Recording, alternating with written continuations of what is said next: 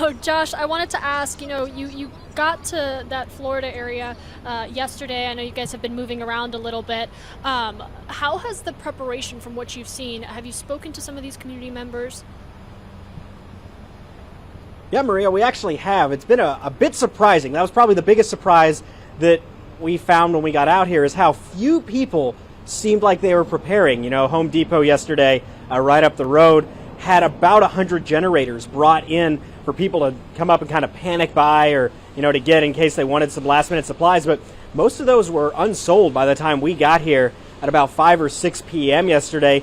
And we spoke to a couple of people outside the Home Depot who were surprised at how little water, about how few generators are being sold, as we're about to have our lights blown over here. As you see, this wild gust of wind. Every now and then we get one of these, but for the most part, it's been a little bit calmer. But the preparations, some people suggested that maybe the preparations were done beforehand, or that these people are just kind of always prepared for this kind of deal. But regardless, it seems like everything's holding together pretty well. It's been quite impressive thus far. And Josh, we know that the storm has since passed that area, now in coastal Georgia, barreling through Savannah, Tybee Island, that Valdosta area. Talk about the aftermath a little, the quiet after the storm, and just what it feels like standing outside now that you're kind of out of it, essentially.